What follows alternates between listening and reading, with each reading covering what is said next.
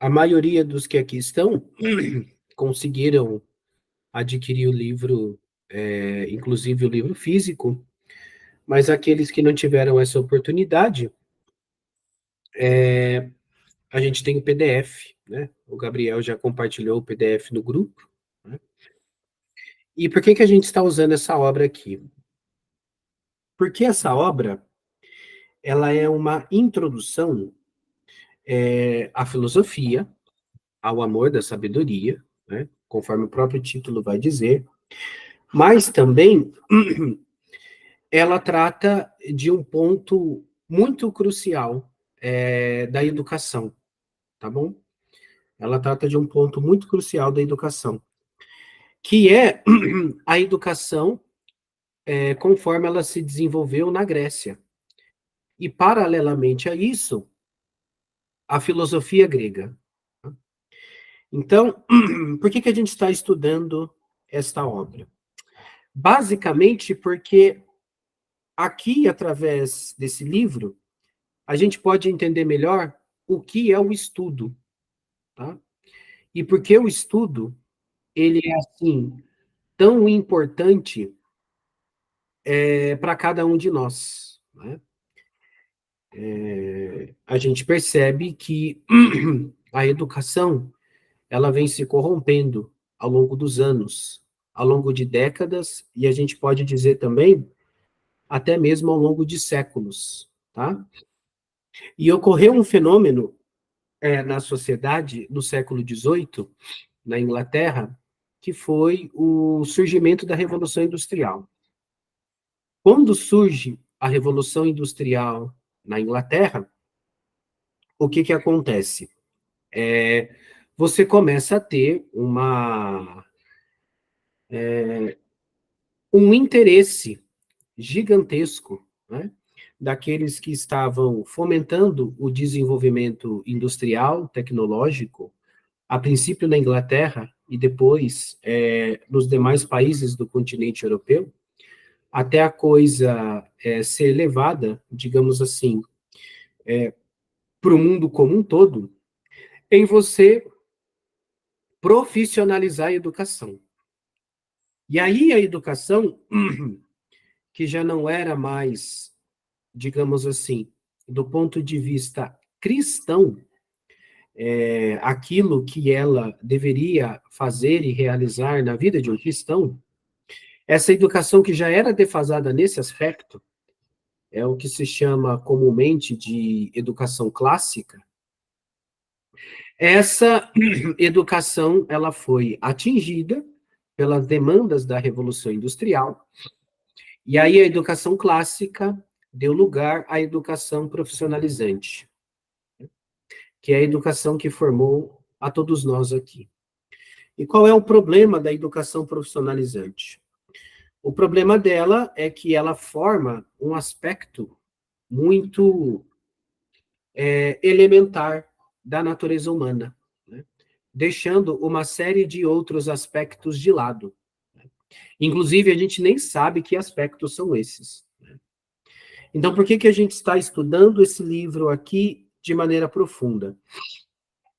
Porque esse livro nos dá uma ideia do que seja a educação propriamente humana, para a partir daí a gente poder desenvolver os elementos do que seja uma educação cristã. E cada um daqueles que tem participado dessas reuniões online semanalmente, aqueles que quiserem, assim vocês possam se dispor à busca dessa sabedoria, que está acesso a todos aqueles que quiserem. E com isso, iniciar um trabalho de resgate da verdadeira educação cristã, né? Então, vejam só, né? O que que a gente já percorreu do livro, né? Eu vou pegar aqui pelos títulos, tá bom? A gente primeiro gastou, se eu não me engano, 2 aulas na introdução desse livro, e o que o autor, basicamente, ele diz na introdução do livro. Uma coisa, assim, que ela parece ser simples, mas ela é de uma profundidade fora do comum, né? E que coisa é essa que ele diz na introdução? Ele mostra que a natureza é um todo ordenado. A natureza, ela não precisa que o ser humano ele desenvolva dispositivos para que ela continue funcionando. Os fenômenos naturais, eles ocorrem sem a intervenção do homem. E por que que é assim? Porque cada coisa que há na natureza, ela tem uma finalidade e ela geralmente, na esmagadora maioria dos casos, ela realiza essa finalidade. Ela chega à consecução dessa finalidade. Porém, tem uma coisa na natureza que você percebe que ela faz algo distinto das outras coisas. Então, por exemplo, as formigas constroem os formigueiros, as abelhas constroem as colmeias, né? A chuva cai e rega a terra, né? E cada coisa tem o seu papel dentro da natureza e ela executa e realiza esse papel. No entanto, qual é o papel do ser humano nesse panorama, né? Por incrível que pareça, o papel do ser humano é perceber esta ordem, esse telos, essa finalidade que se encontra na própria natureza. E uma vez que ele faz isso, uma vez que ele se aplica a fazer isso, o que acontece com esse mesmo ser humano é que ele vai sendo educado pela própria natureza. Há uma inteligência que está regendo os movimentos naturais, e conforme o ser humano percebe esses movimentos naturais, a própria natureza vai educando o intelecto do ser humano. E aí o intelecto do ser humano, ele vai adquirindo essa sabedoria que está presente na natureza. Então, foi isso, basicamente, o que constituiu o início da filosofia na Grécia. Só que aí os filósofos gregos, eles perceberam que sem a aquisição de virtudes, não é possível o homem se dar ao trabalho dessa atividade filosófica, dessa atividade contemplativa. Então, os filósofos gregos, eles elencaram 4 grupos de virtudes, que sem essas virtudes não é capaz, o ser humano não é capaz de perceber essa ordem que se encontra na natureza. Ele estará inserido na natureza, mas ele não conseguirá perceber a finalidade que há em tudo aquilo que ocorre ao redor dele. E que virtudes são essas? Nós vemos que, curiosamente, são aquelas virtudes conhecidas na moral cristã como virtudes cardeais, e que são 4, né? Temperança, fortaleza, justiça e prudência. Então, essas 4 virtudes, elas fornecem ao homem a serenidade, a estabilidade psíquica, para que ele possa se alçar num movimento de contemplação mais profundo das verdades que estão contidas na natureza. E sem essas virtudes não é possível fazer isso. E o autor disse algo muito interessante, né? Ele disse o seguinte, que a finalidade do ser humano é essa. Se ele não chega a essa finalidade, ele será frustrado na sua existência. Então, na natureza de cada um de nós está inscrito essa finalidade. E se a gente não a realiza, por incrível que pareça, a gente não conseguirá alcançar uma coisa da qual Aristóteles trata numa de suas obras, talvez uma das mais famosas dele, que é a Ética Nicômaca, onde ele trata do conceito de felicidade. Então, quando o ser humano ele se realiza? O ser humano se realiza quando ele atinge o seu fim último. E esse fim último é a contemplação da verdade.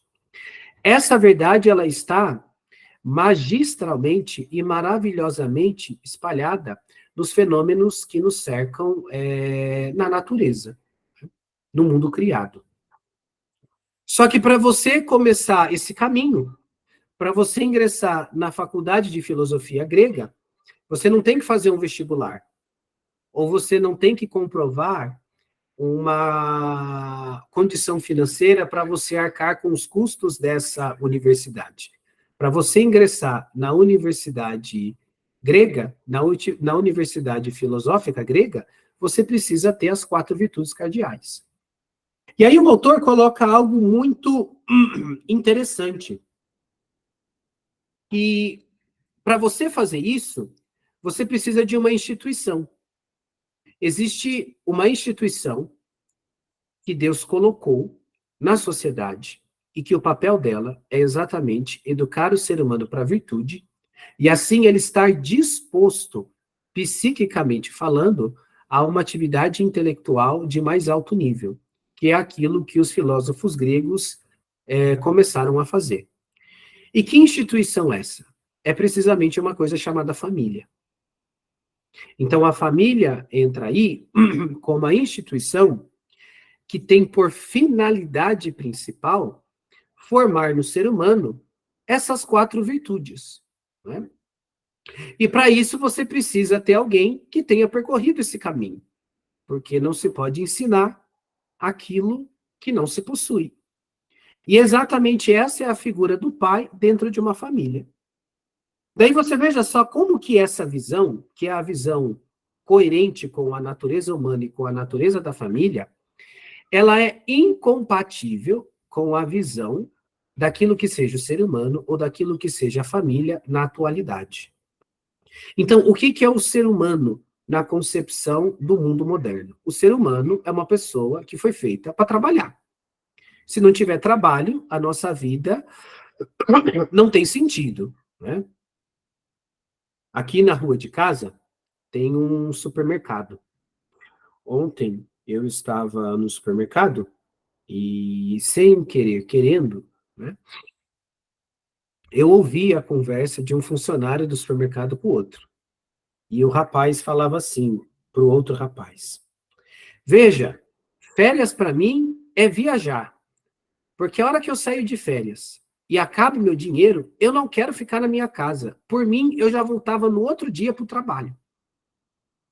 Então você vê, isso é um mal tremendo que abate a sociedade atual. As pessoas só conseguem conceber a existência delas dentro dessas 2 chaves, onde na verdade é uma só, é o trabalho e o usufruir de um determinado prazer. Né? Então a gente trabalha para ter prazer. E aí a gente trabalha mais para ter mais prazer. E a hora que a gente não está tendo prazer, o que a gente quer fazer? A gente quer trabalhar. A gente quer trabalhar para ter mais dinheiro para gastar com mais prazer. E você veja só, essa é a concepção moderna do ser humano. Né? Essa é a concepção moderna de educação. Você precisa simplesmente formar o ser humano para o mercado de trabalho. E quanto melhor formado ele for, mais recursos ele terá. Então, ele terá acesso a prazeres mais sofisticados, não é? E é assim que é a vida do ser humano, entendeu? Então, você vê, isso é uma concepção incompatível com a concepção de ser humano que está aqui nesse livro. E que não é só a concepção desse livro, é a concepção cristã, e é a concepção, a gente pode dizer, daquilo que de fato o ser humano é. O ser humano foi feito para a contemplação. Ele não foi feito para o trabalho. Né? E pior ainda na atualidade é a concepção de família. Porque a partir do momento em que começou a ocorrer a revolução sexual, e depois da revolução sexual, nós começamos a ter a revolução homossexual, quase que em paralelo ali com a revolução sexual. E agora você tem o gênero, a promoção da ideologia de gênero, você vê essas 3 coisas, né? A promiscuidade sexual, né? A total ausência da prática da castidade, mais a fomentação de um homossexualismo, mais a desconstrução do elemento que complementa a sexualidade humana, ou seja, a desconstrução da complementariedade entre homem e mulher, o que você vai fazer com isso? Você está acabando com a família. E aí, se não há família, como é que você vai formar para a virtude? Você não vai. E da mesma forma que a virtude, ela nos dispõe para a contemplação, a verdadeira virtude não é ir à missa aos domingos, não é visitar Fátima uma vez por ano, preferencialmente em maio, não é fazer uma peregrinação, não é? Ou ajudar uma senhorinha a atravessar a rua, pagar as contas certinhos, né? A virtude é algo muito mais profundo do que isso, né? A verdadeira virtude, ela dispõe a nossa inteligência para uma atividade intelectual de altíssimo nível. Mas a gente pode fazer o raciocínio inverso, porque da mesma forma como a virtude, ela capacita a inteligência humana a enxergar verdades cada vez de ordem mais abstrata, mais elevada, da mesma forma o vício vai tornando o homem cada vez mais embrutecido. Então, quanto maior for a fomentação do vício na sociedade, a pornografia, o homossexualismo, o gênero, a promiscuidade sexual, as drogas, as bebedeiras, as orgias, tanto mais incapaz esse indivíduo será de se alçar a uma atividade de alto nível intelectual. O problema é que você pode ser uma besta, você pode ser um animal, mas você pode ser um tremendo cirurgião. Você pode ser uma pessoa totalmente animalizada e você ser um exímio advogado, um grande engenheiro. E aí, como para a sociedade atual o que importa é a formação profissional, as pessoas olham umas para as outras e elas falam: poxa vida, a gente não está tão ruim assim. Na verdade, a gente está até melhor que a Idade Média. Não é? Veja só, hoje nós temos o parlamento, nós não estamos mais divididos, nós não somos mais governados por um rei. Veja, agora nós temos as universidades, né? Espalhadas pela Europa, espalhadas pela América do Norte, pela América do Sul, formando as pessoas profissionalmente falando. Mas daí você vê, a hora que vem uma coisa como o Covid, essas mesmas pessoas que supostamente têm um altíssimo nível intelectual dentro do sistema universitário, elas não conseguiram ganhar, que esse negócio está mais que provado que foi um vírus criado, e esse vírus criado, ele foi feito para você fazer uma experimentação na sociedade, e nessa experimentação da sociedade, vai saber a que nível de vacinação experimental você submeteu o mundo inteiro. E essas mesmas pessoas que supostamente têm um altíssimo nível intelectual, mas elas não têm um altíssimo desempenho profissional, elas não conseguiram perceber isso. E se tiver mais uma pandemia e as pessoas inventarem que você vacinará todo mundo com cocaína, as pessoas serão vacinadas com cocaína.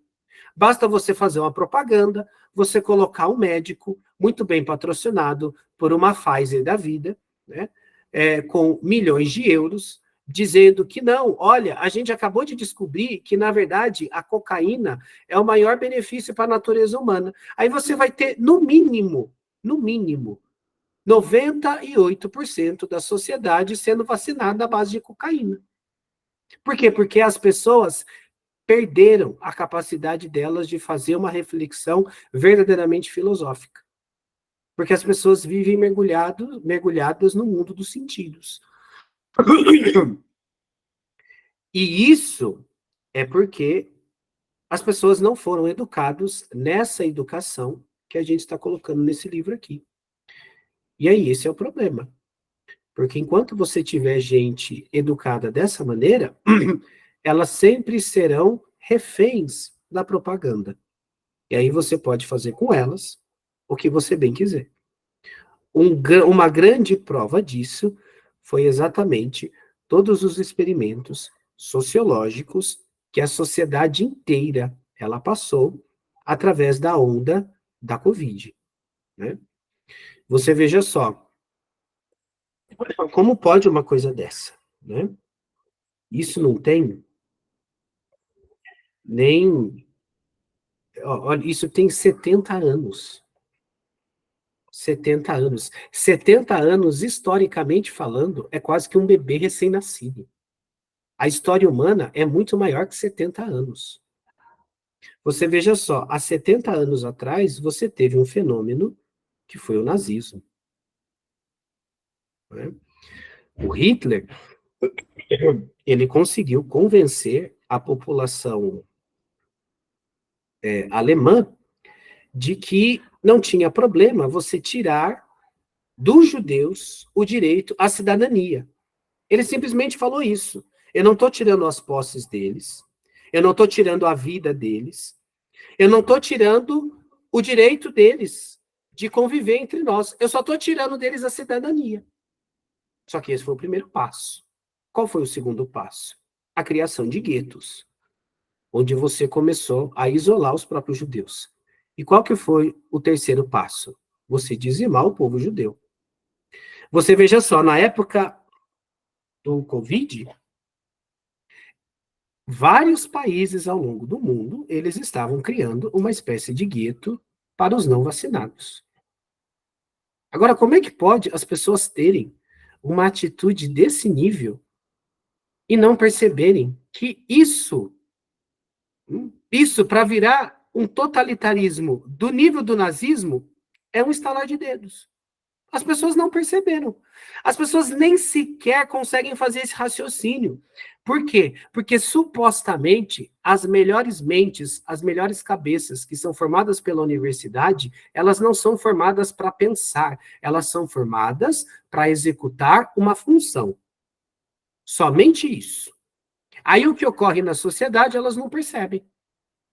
Aí o que, que adianta o cara ser um cirurgião cardíaco de mão cheia? A hora que começa a acontecer essas coisas, ele não consegue perceber. E ele se torna vítima. Quando ele não é comprado, quando ele não é patrocinado para fomentar mentiras. Só que aí, a partir da década de 70, entrou uma coisa em cheio nas universidades do mundo inteiro, que foi o marxismo. E dentro da teoria marxista não existe verdade. Então, se não existe verdade, você forma um médico com uma concepção de que não há verdade, e se não há verdade, então você pode encher os bolsos dele de dinheiro para propagar uma coisa que é uma mentira, só que para ele não é uma mentira, porque na verdade não existe verdade. Aí você criou um problemão gigantesco na sociedade, onde as pessoas perdem a liberdade, onde as pessoas perdem a vida, onde as pessoas perdem o respeito. Existem pessoas que não se recuperaram psiquicamente até agora, de todo esse trancafiamento ao qual a humanidade inteira se submeteu. E você vê que o mundo pós-Covid se tornou um outro mundo. Agora, quem está arquitetando tudo isso, eles coletaram os dados suficientes para perceber como é que a sociedade reagiria diante de uma coisa como dessa. Então, se eles tiverem que fazer algo parecido, uma segunda coisa como essa, eles farão de uma forma muito mais eficaz. Muito mais eficaz. E, de fato, podem fazer agora com um vírus realmente mortífero, que mate mesmo. Não é que a Covid não mata, a Covid mata. Só que ela tinha tratamento. O problema é que o tratamento foi abafado. Mas eu estou falando de um vírus mortal que mate mesmo. Imagina se vier uma coisa dessa. Acabou. E tudo isso por quê? Porque não há virtude na sociedade. E a virtude só vem com uma verdadeira educação. E por incrível que pareça, esse livro, que não tem nada de livro, ele está dando para nós os elementos para a gente se desenvolver nisso. E aí depois a gente entrou no contexto histórico para a gente entender o florescimento da educação e da filosofia na Grécia, onde nós fizemos 3 aulas. Uma a respeito do contexto histórico da civilização hebraica, uma segunda a respeito do contexto histórico da civilização grega, e uma terceira a respeito do contexto histórico da civilização romana. que foi a última aula que a gente deu na semana passada. E agora a gente vai entrar nesse assunto, que é a contemplação da natureza nos primeiros pré-socráticos. E o que já nos chama a atenção nisso aqui? Nos chama a atenção o seguinte, tá? Primeira coisa, né? Desculpa, gente. Peraí, deixa eu ver. Eu pulei alguma coisa aqui. Não é a contemplação da natureza nos primeiros pré-socráticos, é o início da filosofia na Grécia. É esse o capítulo que a gente vai estudar. E esse capítulo ele fala como que a filosofia ela surgiu principalmente através de dois expoentes. Um é Tales de Mileto. O outro é Anaximandro, tá?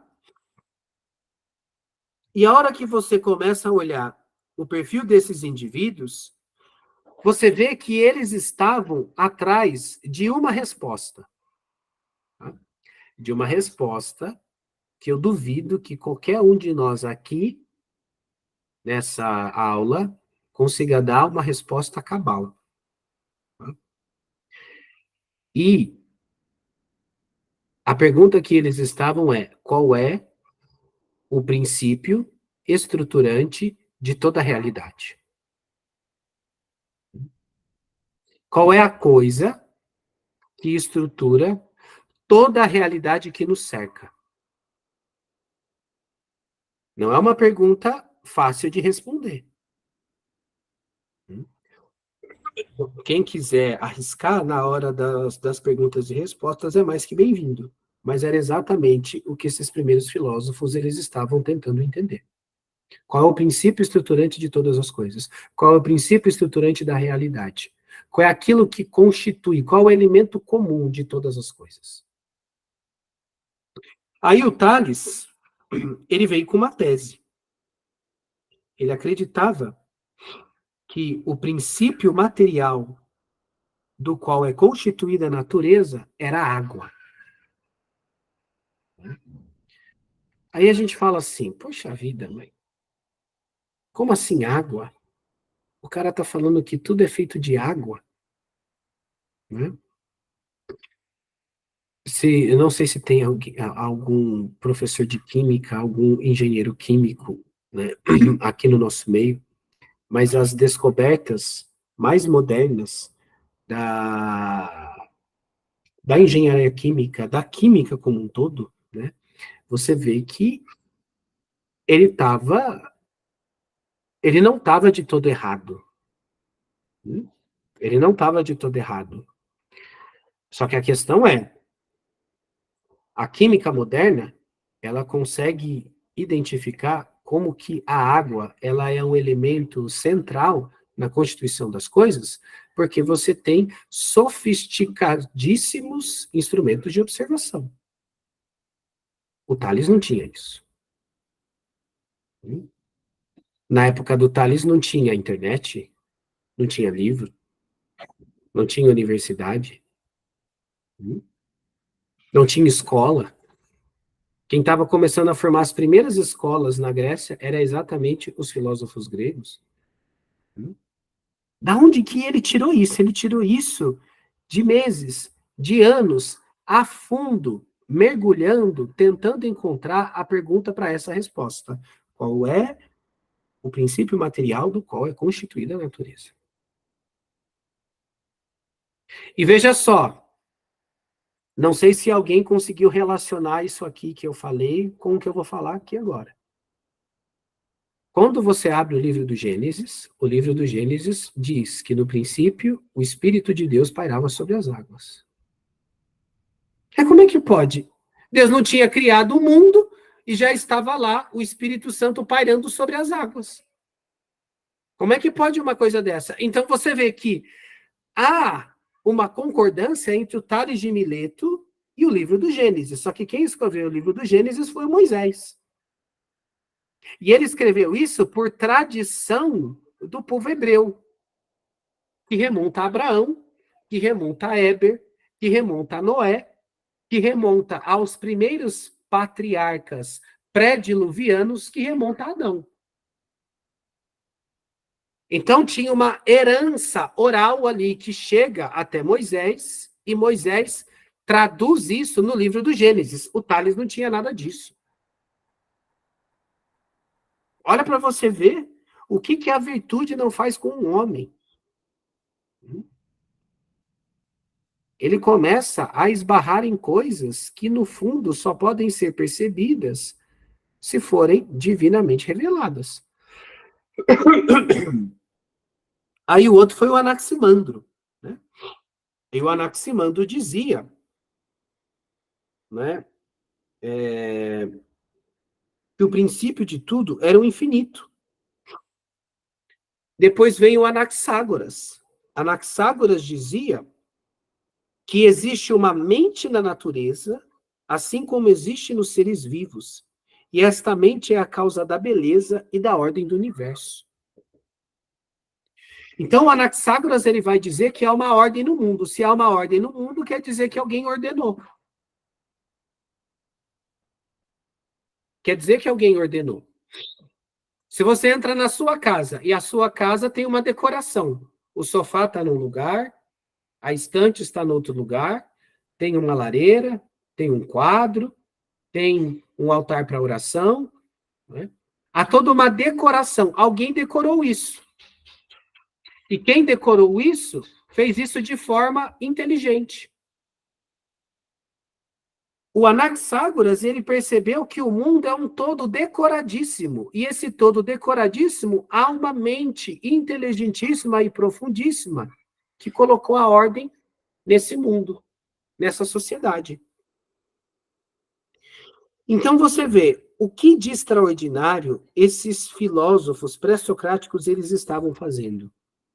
Eles estavam quebrando, olha só, os mitos e a idolatria na mente das pessoas. Por quê? Porque as pessoas, como não conseguiam entender a natureza de uma coisa como um sol, achavam que o sol era uma espécie de Deus. Ou a lua era uma espécie de deusa. Ou as estrelas, uma espécie de deuses. E aí criavam aí toda uma religião fantasiosa por detrás dessas coisas. O que os filósofos gregos estavam quebrando era exatamente isso. E, ao mesmo tempo, é como se eles estivessem dando o fundamento de uma verdadeira religião. Não é que eles eram contra a religião. Eles eram contra uma pseudo-religião que escravizava os homens numa espécie de mitologia e de idolatria e que impedia eles de perceber uma ordem que há no cosmos. E uma vez que você percebe que há uma ordem no cosmos, então tem que ter um princípio ordenador. E esse princípio, e ao apontar para esse princípio ordenador, eles estavam dando o fundamento de uma verdadeira religião, que é uma religião que cultue um Deus único. Só que isso por vias racionais, demonstrativas. Era isso que eles estavam fazendo, né? E aí o autor, ele cita Pitágoras, né? Pitágoras, ele vai dar uma definição aqui do que é a sabedoria e, no fundo, do que é a vida humana, a vida de um ser humano ordenado, e eu vou ler a definição que ele deu aqui, tá? Aí ele diz assim: a sociedade humana assemelha-se à grande assembleia dos gregos por ocasião dos Jogos Olímpicos. Então a gente pode alterar aqui, vamos fazer uma alteração. Vamos dar uma atualizada na história que o Pitágoras tá contando aqui. A gente pode dizer assim, ó: a sociedade humana assemelha-se à grande assembleia dos portugueses por ocasião dos Jogos do Benfica. Tá? Aí ele diz assim: aí alguns aparecem com a intenção de alcançar vitórias e prêmios. Outros procuram vender suas mercadorias. Outros cuidam de comprar as coisas de que precisam. Há, entretanto, uma categoria de pessoas, diz Pitágoras, justamente as mais distintas e de máximo engenho, que não buscam aplausos nem vantagens, mas que comparecem aos jogos como espectadores e examinam cuidadosamente as coisas que se passam. Então ele fala aqui, quem vai para o grupo do Benfica, tem gente que está querendo alcançar vitória, tem gente que está querendo alcançar troféus, tem gente que está querendo vender, tem gente que está querendo comprar. Só que aí ele fala, há, entretanto, uma categoria de pessoas, ele diz, as mais distintas e de máximo engenho, que estão ali para examinar cuidadosamente as coisas que se passam no jogo. E aí ele fala, é o que ocorre na vida. Uns se apegam exclusivamente à glória, ou seja, a uma ambição na carreira. Outros ao dinheiro, ou seja, a finalidade do cara é ter bens, ter posse, ser rico, gozar da vida. Há, porém, um punhado de pessoas espalhadas pelo mundo que se desapegam de tudo para observarem curiosamente a natureza. Estes são os filósofos. E assim como a atitude mais distinta nos jogos do Benfica é a do puro espectador, assim na vida a contemplação e o estudo da natureza sobrepujam os outros tipos de atividade. O filósofo é o espectador da natureza, o homem que examina curiosamente como as coisas se passam. Então, isso é a filosofia. Né? Tá todo mundo dentro de um grande jogo. Esse jogo é o espetáculo que Deus está tentando mostrar para nós através da natureza. Só que a maioria das pessoas se distrai. A maioria das pessoas se pervertem porque querem glória, se pervertem porque querem aplausos, se pervertem porque querem prazer, se pervertem porque querem dinheiro. Agora, aquelas pessoas que conseguirem resistir a tudo isso, que conseguirem vencer a tudo isso, e é exatamente por isso que os pré-socráticos batiam tão forte na tecla da virtude, que elas vão conseguir examinar curiosamente e minuciosamente o espetáculo da natureza. E esse é o filósofo. Agora veja o quanto que esses filósofos, aquilo que eles viveram, é exatamente o que os apóstolos viveram com o nosso Senhor Jesus Cristo, o que os santos viveram ao longo da sua vida, só que num nível muito mais elevado. Daí você entende por que quando o jovem rico chega até Jesus, e aí o jovem rico diz assim para Jesus, o que eu tenho que fazer para entrar na vida eterna? Aí Jesus disse, ué, observe os mandamentos. Aí o jovem rico falou, isso eu faço desde a minha juventude. Aí Jesus diz para ele, se você quer ser perfeito, em outras palavras, se você quer contemplar um espetáculo ainda maior do que aquele que os filósofos gregos aprenderam a contemplar, mas a regra é a mesma, meu amigo. Você vai, vende o que você tem, dá aos pobres, se faz pobre, ou seja, se desapega e depois você vem e me segue. E aí o jovem rico não quis. A história do Santo Antão diz que quando ele era jovenzinho, ele estava procurando se converter. E aí ele entra numa igreja, e a hora que ele entra na igreja é exatamente a passagem do jovem rico. Só que, diferentemente do jovem rico, o Santo Antão, nessa época, que não era santo, era candidato a santo, estava buscando a santidade. Ele havia acabado de perder o pai e a mãe. Aí ele pegou a herança. Pelo visto, os pais eram ricos.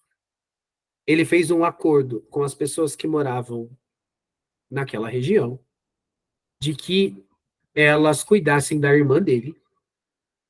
E ele deu tudo e foi viver no deserto, para que ninguém pudesse achá-lo. Viver de oração, né? No deserto.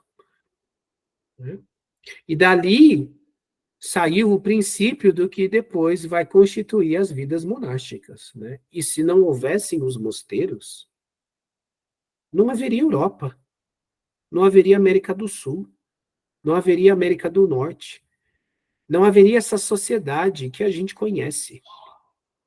Essa sociedade que a gente conhece, essa sociedade vidrada na tecnologia, vidrada no materialismo, mergulhada nos prazeres, voltada para uma formação meramente profissionalizante, né?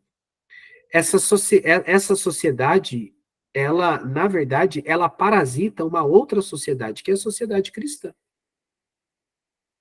E quem constituiu a sociedade cristã foram os mosteiros. E quem é o pai da vida monástica, né, é Santo Antão. E quem é Santo Antão? Santo Antão é o jovem rico que deu certo. É o jovem rico que vendeu tudo para seguir a Jesus, para ser perfeito. E chegou à perfeição. E porque chegou à perfeição, você veja só, na época do Santo Antão, é que essas coisas, elas não. Isso é um vacilo, tá? É um tremendo vacilo, isso que eu estou falando aqui agora. Isso não se ensina mais para as crianças na história da humanidade, no estudo de história.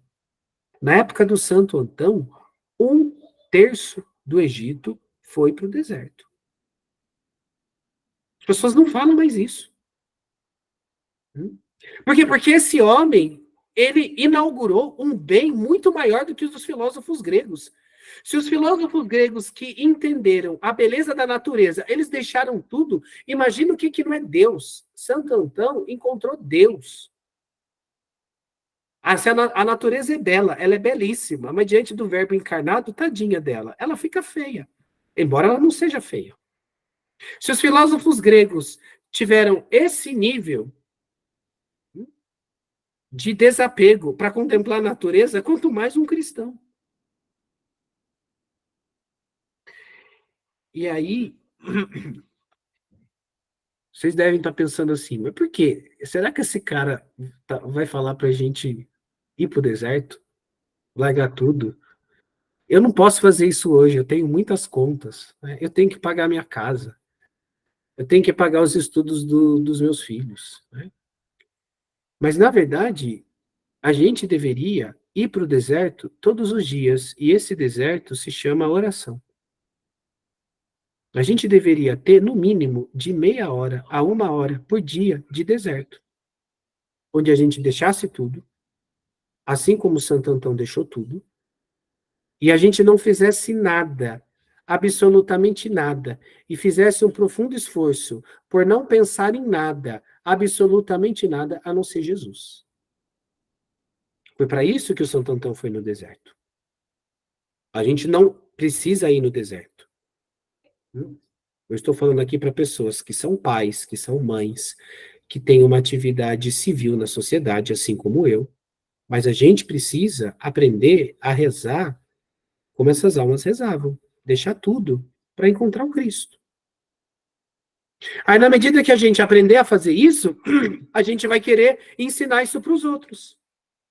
A gente vai querer levar isso para os outros. Aí daqui a pouco está 1/3 de Portugal, não no deserto, mas está 1/3 de Portugal enchendo os sacrários belíssimos que há em Portugal, as igrejas belíssimas que há em Portugal. E como é que a gente faz isso? A gente faz isso através de um caminho de estudo e de oração, que é o que a gente está desenvolvendo aqui com vocês ao longo dessas aulas das sextas-feiras. Tomando como um primeiro ponto de apoio essa educação da antiguidade, que é uma educação que se perdeu e que a gente precisa resgatá-la.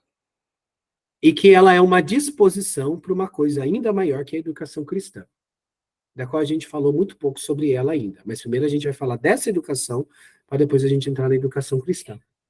Para depois a gente entender o que aconteceu com a educação da sociedade e por que a gente está nesse buraco no qual a gente está. E que enquanto não se resgatar essa educação, não tem como. A sociedade não vai voltar para os trilhos. Tá? E se a gente aceitar esse convite do Cristo, de estudar, de rezar, para resgatar essa educação, a gente pode estar contribuindo para uma coisa que a gente nem tem ideia do que ela pode se tornar ao longo das gerações. Tá? Então é isso. Eu vou parar aqui, porque eu sei que já é tarde aí. Mas aí a gente deixa um tempo para as perguntas, né? A gente pode colocar perguntas da semana passada ou perguntas relacionadas à exposição de hoje. Tá? Sou todo ouvidos. Só antes de começar, só para deixar claro que a gente tem aqui sobre 2 assuntos que o Danilo falou, o livro Como a Igreja Católica Construiu a Civilização Ocidental, conta um pouquinho do que o professor falou, e a biografia do Santo Antão pelo Santo Atanásio. Temos aqui disponível para nosso estudo. Tá bom. Aí abro para as perguntas. Eu lembro que a Bianca tinha uma pergunta na semana passada, não sei se ela quer repeti-la. A pergunta do Miguel da semana passada ficou muito bem respondida. Eu só queria que o Danilo me esclarecesse uma coisa muito simples.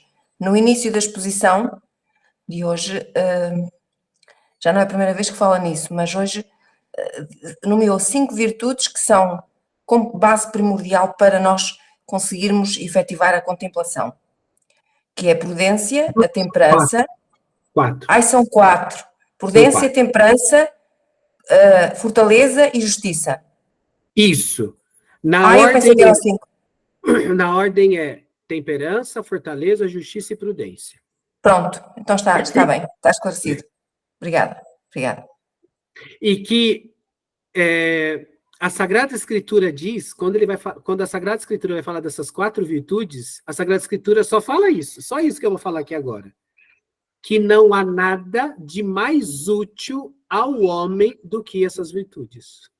Nada é mais útil à vida humana do que essas 4 virtudes. Sim.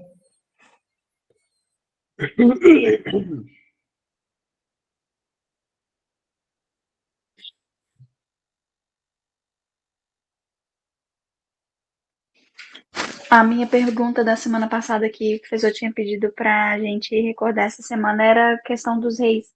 E você tinha falado que em alguns que o ideal é que esse trono seja passado, acho que por mérito, né? E aí eu perguntei em que situação que isso aconteceu, porque normalmente a gente vê que é uma questão familiar e não meritocrática. Aí você falou que ia dar uns exemplos. Pois é. Você veja só. Segundo o Aristóteles escreveu uma obra chamada Política. Na Política de Aristóteles, ele diz que o melhor sistema de governo é a monarquia. Tá? Só que para o Aristóteles, a monarquia ela seria o governo de um só, dentro de uma sociedade onde todos têm um altíssimo nível de virtude. Então, quando você tem uma sociedade cheia de pessoas formadas na virtude, só que, porém, ela consegue ainda exceder a todas as outras na formação dessas virtudes, essa pessoa é quem deveria governar, vai dizer o Aristóteles. Então, esse é o conceito de monarquia aristotélico. Aí, se você não tiver uma sociedade assim, você tiver uma sociedade onde um grupo de pessoas tenha as virtudes, aí que essas pessoas governem, né? Aí o que seria a oligarquia, a aristocracia, que é o governo de poucos, porém poucos na virtude. Aí, se você não tiver isso, aí o Aristóteles fala, você tem o mais fraquinho de todos, que é a democracia. A democracia hoje que é enaltecida como um sistema de governo igualitário, né? Para o Aristóteles, a democracia era o mais fraco, né? Aí, você tinha perguntado, né? Mas quando que isso se deu na história? Veja só, existe, eu não sei se vocês conhecem, São Roberto Bellarmino. São Roberto Bellarmino é doutor da igreja. Ele escreveu uma obra refutando a tese protestante contra a hierarquia da igreja. E é exatamente esse o ponto que o Roberto Bellarmino ele vai pegar. Ele diz que a igreja ela foi organizada de uma tal maneira onde você tem esses 3 níveis de governo coexistindo. Então você tem o monarca, que é quem? É o Papa. Você tem os aristocratas, que são quem? Os bispos. E você tem uma espécie de democracia, que é quem? São os sacerdotes. Então, Cristo conseguiu reunir, dentro da estrutura hierárquica da igreja, os 3 modelos de governo aristotélico, coexistindo juntos. E vai dizer o São Roberto Bellarmino que esse é o motivo pelo qual a igreja não desaba. A hora que você tirar isso da igreja, ela vai desabar. E que, inclusive, o Lutero, ao querer acabar com essa hierarquia dentro da igreja, é exatamente o que ele vai fazer acabando com a sociedade. Tá? Tem uma obra que Roberto Bellarmino escreveu falando sobre isso. Então, isso já aconteceu ao longo da história? Já aconteceu e acontece. E, de certa forma, ainda que hoje, com uma série de problemas que a gente está tendo, na história da igreja. Essa estrutura da igreja, tríplice entre monarquia, aristocracia e democracia, foi pensada pelo Cristo. Né? E é isso que faz com que a igreja ela continue existindo ao longo dos séculos, né? Enquanto instituição.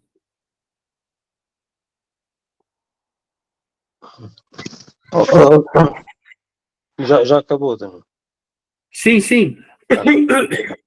Eu tinha aqui uma dúvida, para ver se eu percebi bem ou não. Os gregos, de alguma maneira, acabaram por concluir, eles buscavam a verdade na ordem da natureza, não é? Percebiam que havia ali uma coerência e que eles buscavam nessa coerência encontrar a verdade. A minha questão é, nós sabemos que a verdade revelou-se mais tarde, não é? Mas que ideia é que eles tinham, que definição é que de verdade é que o Danilo daria àquilo que eles buscavam? Dos gregos, Sim. a gente pode dizer que é a verdade que pode ser alcançada pela luz natural da razão. Tá? Eles tinham noção desse limite, então. Oi? Só dentro desse limite. Tinham noção disso ou não? Isso, a gente chama isso de verdades naturais. Ok. Tá? São verdades às quais o ser humano, pelas suas próprias forças, não é que todos vão chegar, mas que todos teriam condição de chegar, se ordenassem para tal. Ok. Essa é a verdade que os gregos perseguiram. Só que mesmo assim, você vê que ela é tremendamente apaixonante, porque olha o nível de renúncia que essas pessoas tinham. Sim. Ok.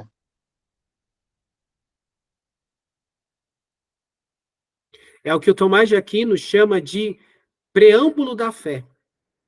Essas verdades, elas atuam como preambulares à fé.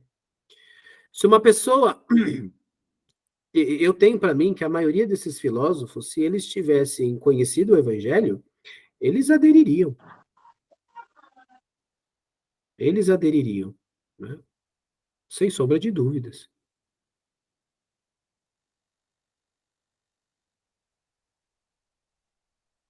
E que é um erro que pode acontecer conosco, Miguel, porque você veja só, o cristianismo ele já vai tratar de um outro tipo de verdade, que são as verdades sobrenaturais.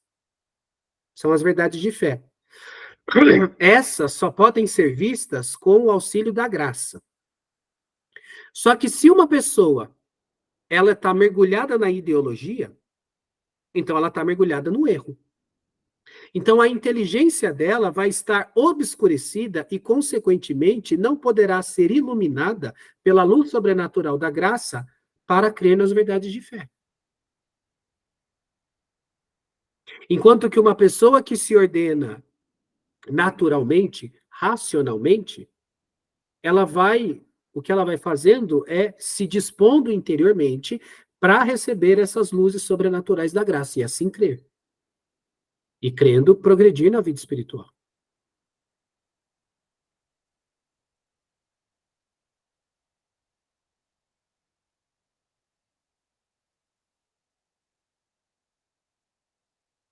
Que é um grande problema que a gente tem hoje. Então você vê, o Santo Inácio de Loyola, quando ele se converte, o que você percebe? Ele estava numa estrutura de sociedade bem menos corrompida do que a nossa. Por conta disso, ele já tinha, digamos assim, os elementos naturais, ele não tinha ideologias povoando na cabeça dele, ele tinha paixões desordenadas. Ele queria ascender na corte, ele queria ser famoso, ele tinha uma série de ambições humanas, mas isso não era ideologia, isso era desordem passional dele. Mas, humanamente falando, não havia uma desconstrução. Então, ele estava mais propício a receber a luz sobrenatural da graça do que você percebe o que tem acontecido com as pessoas hoje. Se o indivíduo ele tem ideologias na cabeça dele, aquilo é incompatível com as verdades de fé. O que vai acontecer no fundo é que ele não vai crer. E se ele não vai crer, o evangelho é uma força que é dado àqueles que creem. Então, como é que ele vai receber essa força? Se há uma indisposição dele, uma incompatibilidade dele com relação à fé. E isso vem como? Pela mentira. Você vai doutrinando o ser humano na mentira, no materialismo, no relativismo. E aí tudo isso vai fazer com que o indivíduo se torne incapaz de crer verdadeiramente. Ele pode até continuar frequentando a missa, até continuar frequentando os sacramentos, só que aquilo não vai ter efeito na vida dele. Por quê? Porque ele não está devidamente disposto à luz sobrenatural da graça. E aí a gente tem um problemão.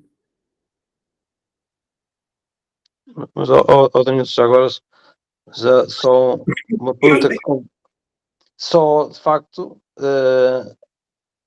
entender a Eucaristia só, de facto, pela luz natural da graça. Não pode haver outro caminho, não é? Sim, sim. É o único caminho possível. Sim, e isso sem sombra de dúvidas. Mas, Mas você veja só, o próprio Santo Tomás de Aquino só explicou o sacramento da Eucaristia em termos aristotélicos. Então, para ele mergulhar no mistério, ele teve que ter a luz sobrenatural da graça. Só que a mente dele já era formada de um modo correto. E aí isso propiciava com que a inteligência dele estivesse muito bem disposta para receber as luzes da graça, cada vez mais altas. Uma pessoa que ela está mergulhada na ideologia, provavelmente ela não vai conseguir crer no sacramento da Eucaristia. Ou se crer, vai crer muito pouco. É o que o Royo Marin chama de fé seca. É uma fé que ela não é informada pela caridade. É uma fé muito, muito, muito superficial.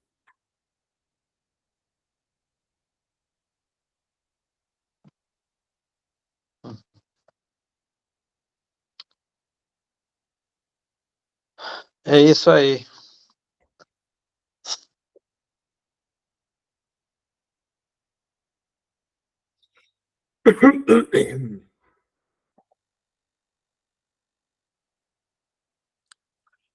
A Ana Isabel não tem perguntas hoje? Não. Tá aí, ó. Uma verdade difícil de entender. Ana Isabel não tem perguntas hoje. Professor, olha, não tem mais ninguém. Ficou por esclarecer qual era a matéria, mas pronto. Oi? Ficou por esclarecer qual era a matéria que estava na origem de todo, que os gregos... Exatamente. Qual é o princípio Exatamente. estruturante da natureza? Eu não vou responder. Certo. Sí. Hola, Eu não- Danilo. Eu não vou responder. Yo tengo una pregunta. Bueno, sabemos que los griegos, la sociedad griega, pues eran politeístas, tenían muchos dioses que vivían en Olimpo, Zeus y compañía, ¿no? Entonces a mí me gustaría saber cuál era la posición de estos filósofos presocráticos en relación a esas deidades, ¿no? Si realmente acreditaban en ellas o tenían, no sé, cierto ateísmo, no lo sé. Pois é, eles pagaram alto preço por isso. Tanto é que o Anaximandro, quando ele entra em Atenas, não se sabe qual foi de fato o fim dele, se ele foi morto ou se ele foi expulso de Atenas. E o motivo pelo qual ou mataram ele ou expulsaram ele de Atenas é porque ele começou a ensinar que o politeísmo era uma coisa que não tinha razão de ser. Era uma coisa ilógica. Era uma coisa, você vê que coisa curiosa, né? E o curioso é que a vida do Abraão foi muito parecida com isso também, porque o Abraão, antes de Deus se revelar a ele, ele chegou ao conhecimento por vias racionais de que Deus era único. E aí, onde ele ia, ele começava a ensinar isso. Aí todo mundo brigava com ele, porque falava, poxa vida, você está falando que esse Deus aqui, que me deu tantos benefícios, tantas graças, ele não é ninguém? Ele falou, Pues, Então, você teve isso também dentro do mundo grego. E o caso mais extremo disso é Sócrates. Que quando a gente entrar para falar sobre a vida de Sócrates, eu não vou dar spoiler aqui agora, vocês vão ver o alto preço que Sócrates pagou pela sua filosofia. Porque exatamente ele estava condenando esse tipo de coisa.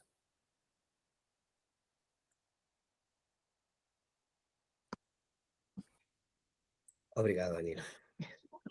Você veja, a coisa é muito simples. A verdade, ela incomoda. Sí. Quando Jesus estava para ser julgado por Pilatos, Jesus falou isso, ele falou, eu vim para este mundo para dar testemunho da verdade. Todo aquele que é da verdade, ele escuta a minha voz. Então você vê que a verdade, ela incomoda. Quem não é da verdade se incomoda com quem propaga a verdade. Primeiro ele começa a olhar de canto de olho. Depois ele não quer ficar mais perto. Depois ele começa a fazer um motim. Até que ele arruma um jeito de calar a boca daquele que está ensinando a verdade. E quem procura a verdade, e quando encontra alguém que está ensinando a verdade, né, ele quer. Então, você vê que esse drama da vida humana também se deu no âmbito filosófico, né? E tinha que ser, porque a filosofia é exatamente a busca e a procura pela verdade. Agora, quem está no erro fala, não é assim, não. A vida é linda e maravilhosa, as vacinas salvam, entendeu? Olha só, eu tomei 6 doses, nunca me senti tão bem de saúde. Entende? A pessoa, ela não quer, ela não pode, porque para ela aceitar aquela verdade exige dela uma mudança de vida. É aqui que está o ponto. Por isso que os gregos batiam na questão moral. Sem vida moral reta, não tem atividade filosófica. Por quê? Porque senão você vai se corromper. A hora que você se deparar com a verdade, se você não estiver ordenado, moralmente falando, você vai arrumar um jeito de deturpá-la. Não é bem assim. Você vê, você pega o catecismo da Igreja Católica, o catecismo diz, é pecado grave o uso de anticoncepcionais. Está lá. Você não precisa de um Camões para interpretar uma frase dessa. Ela é muito simples. Aí a pessoa vai e fala, a gente não pode levar o pé da letra. O que é isso? É quem não está na verdade. Aí quem não está na verdade arruma um jeito de abafar a verdade. E, inclusive, é isso que estava lá no prólogo do Evangelho de São João, quando São João diz que a luz veio para os homens, mas as trevas não receberam. Quem que são as trevas? São as pessoas que querem viver no erro. Fala, não vem ensinar essas coisas pra gente, não. Aqui, tá tudo ótimo, entendeu? A União Europeia, ótimo. A invasão muçulmana da Europa, ótima. Tá tudo muito bom. As igrejas vazias é um fenômeno histórico-cultural. Por quê? Porque a pessoa, se ela começa a se deparar com tudo o que está acontecendo, ela vai ter que mudar de vida. E aí, por que ela não quer mudar de vida? Porque o amor dela por outras coisas pode ser N coisas. Dinheiro, sexo, trabalho, ambição, um status social. Esses amores são maiores do que o amor dela pela verdade. Aí ela cede. Esse é o ponto que os gregos estão querendo ensinar para nós. E se não tiver esse compromisso com a verdade, como é que a gente vai ser cristão? A gente não vai. A gente vai negar o Cristo. A gente vai fazer que nem o São Pedro. Não, eu não conheço esse não. Esse Jesus eu não conheço não. Esse Jesus que fala que a gente tem que morrer para nós mesmos. O que é morrer para você mesmo? Eu sei lá, você não pode levar o pé da letra. Entendeu? Você não pode levar o pé da letra. Entendeu? Então você vê, os gregos estão nos dando uma verdadeira lição. Só que a gente tem uma coisa que esses homens não tiveram. A gente tem a graça. A gente pode dobrar os nossos joelhos diante de Jesus, no Santíssimo Sacramento da Eucaristia, e falar: Senhor, eu sou fraco. Me ajuda.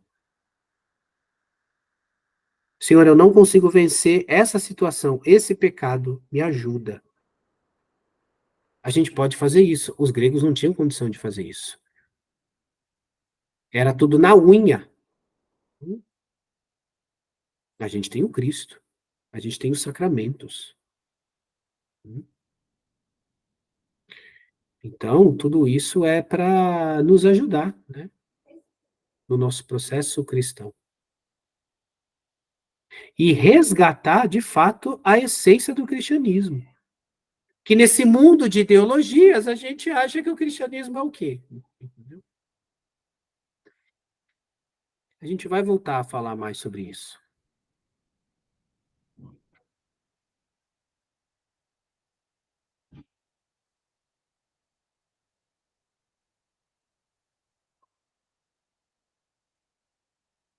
Professor, pode acabar com a oração, por favor? Podemos, não tem mais perguntas? Então a gente fica com a pergunta cabal, que eu não sei quando eu vou responder ou se eu vou responder. Eu vou deixar vocês pensando, né? Qual é o princípio material que constitui a natureza? Essa é a pergunta. Qual é o princípio material que constitui a natureza? Então, vamos lá, vamos buscar, tá? Mas é isso, então, vamos encerrar com uma oração, né? Porque aí já é tarde. Em nome do Pai, do Filho e do Espírito Santo. Amém. Ave Maria, cheia de graça, o Senhor é convosco.